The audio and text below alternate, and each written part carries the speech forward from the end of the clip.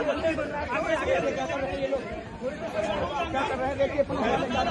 लोग आपको अपना काम करना है, मुझे अपना करना है। आप करो अपना काम, मैं नहीं रोक रहा। आप करो, आप काम करो।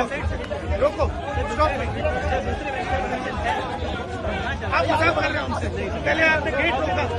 First you try to block us inside, then now you're taking us somewhere else. This is nonsense. ये लोकतंत्र देश है।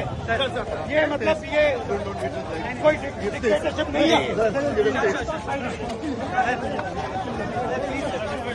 तो अगर आपने 144 लगाया तो ये सब लोग ना अपना काम कीजिए प्लीज।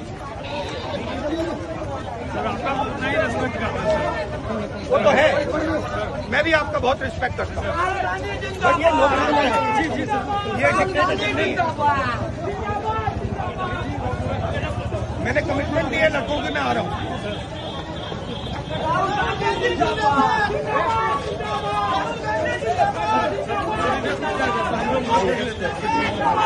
भैया देख के पैर देख के, भैया पैर देख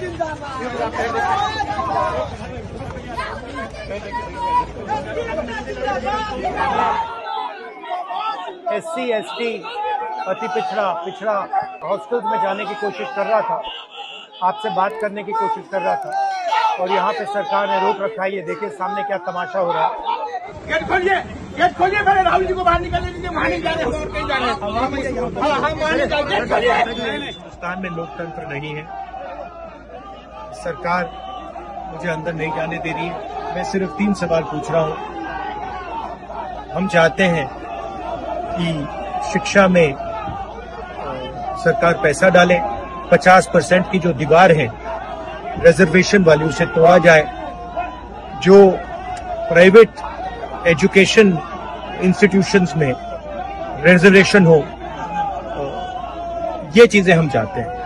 मगर आपसे बात करने नहीं दे रहे हैं, तमाशा बना रखा है। शांति से हम जा रहे थे।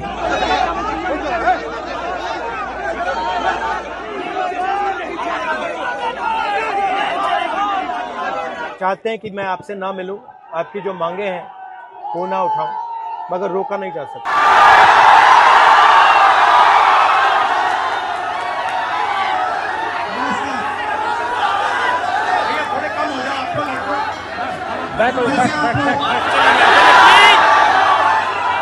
देखिए, मैं आपसे दिल्ली से आपसे मिलने आया और मेरा लक्ष्य सिर्फ ये था कि मैं आपसे बात करूं, थोड़ा पिछड़ जाइए, मैं आपसे बात करूं, जो मेरे दिल में है मैं आपको कह दूं, और जो आपके दिल में है वो आप मुझे कह दो। मगर प्रशासन ने मुझे पूरी तरह रोकने की कोशिश की, बैरियर लगाया और मैं पीछे के रास्ते से आपके यहाँ आ गया। देखिए, दलित, पिछड़ा वर्ग, अति पिछड़ा वर्ग, आदिवासी वर्ग, आपके खिलाफ इस देश में 24 घंटा अत्याचार होता है। आपको दबाया जाता है, आपको शिक्षा के सिस्टम में रोका जाता है, आपके खिलाफ पेपर लीक किया जाता है और आपके करियर को रोकने के लिए, खत्म करने के लिए किया जाता है। हमने 3 मांगे की है। सबसे पहले जाति जनगणना, सही तरीके का जाति जनगणना जो हमने तेलंगाना में किया। दूसरी बात, कानून, हिंदुस्तान का कानून है कि प्राइवेट कॉलेजेस और यूनिवर्सिटीज में आरक्षण होना चाहिए। और ना नरेंद्र मोदी ना बिहार की सरकार उस कानून को लागू कर रही है। इसीलिए हम उन पर दबाव डालेंगे और जब तक, मैं बता रहा हूं, जैसे मैं यहाँ आया हूं ना, रोक नहीं पाए, वैसे ही नहीं रोक पाएंगे जब तक इन्होंने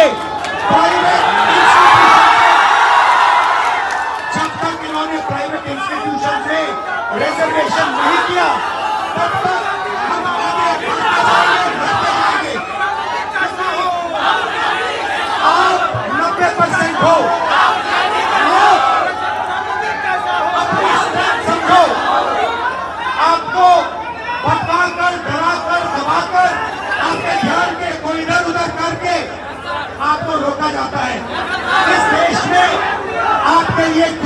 सरकार नहीं है। 90% के लिए इस देश में कोई रास्ता नहीं है। एजुकेशन सिस्टम के मालिकों को देखो, मेडिकल सिस्टम के मालिकों को देखो, आपके लोग कितने जीरो, मगर मनरेगा की लिस्ट निकालो, आपके लोगों से भरी हुई है। मजदूरों की लिस्ट निकालो, आपके लोगों से भरी हुई है। सारे के सारे कॉन्ट्रैक्ट, सारा का सारा धन 5-10% के हाथ में जाता है। और 3 मांगे हैं। पहली मांग जाति जनगणना, दूसरी मांग प्राइवेट इंस्टीट्यूशन में, प्राइवेट स्कूल और कॉलेजेस में रिजर्वेशन, अति पिछड़ा का, ओबीसी का, दलित का, आदिवासी का।